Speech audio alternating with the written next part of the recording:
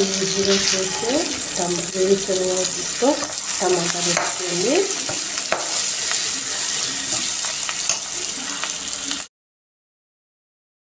అండి ఈరోజు టమాటా చట్నీ చేద్దామండి. అదే వేరుశనగలతో టమాటా పచ్చడి చేద్దామండి. ముందుగా టమాటా ముక్కలు కట్ చేసి పెట్టుకోవాలి.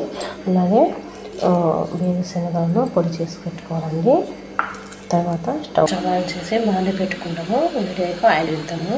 ఆయిల్ వేసుకుందామండి. ఒక 3 చెంచాలు బాగా హీట్ అయ్యాక ఇప్పుడు ఆవాలు జీలకర్ర వేసేద్దాము. అలాగే కరివేపాకు కూడా వేసేద్దాము. చిటిపట్టు పడిన తర్వాత ఇప్పుడు మనము టమోటాస్ని యాడ్ చేసుకుందాం.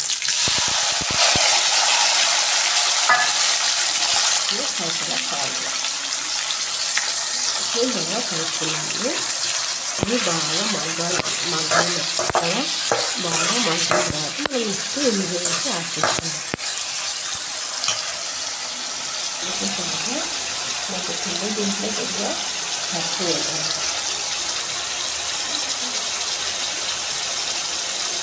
కూడా పసుపు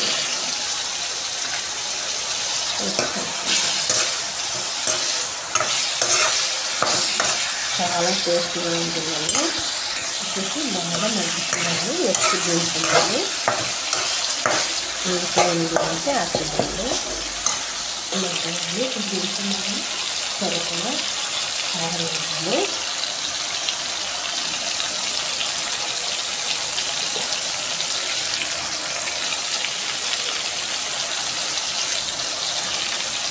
కారంలో ఎంత కొద్దిగా వేసుకోవచ్చండి.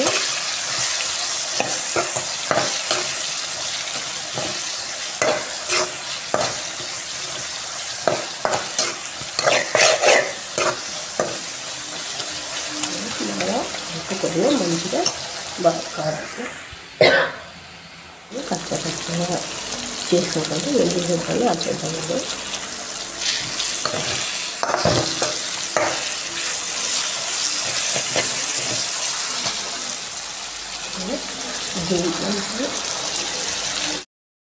దీంట్లో కొద్దిగా మసాలా పొడి యాడ్ చేద్దామండి. అలాగే కొద్దిగా వేరుశనగ పొడి వేసి బాగా కలుపుకోవాలి. ఇంకా సింపుల్గా చేసేయచ్చు, ఈజీగా చేసేయచ్చు. చాలా టేస్టీగా ఎన్నోగా ఉంటుంది. ఈ చపాతీ, పరోటాలు, రైస్లో కూడా చాలా బాగుంటుందండి.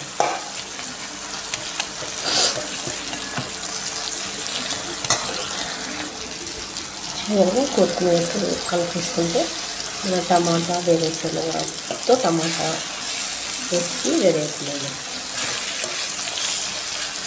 ఇంకేనండి సింపుల్గా చేసేయచ్చు. ఈజీగా చేస్తే వేరుశనగతో టమాటా వేసుకోండి.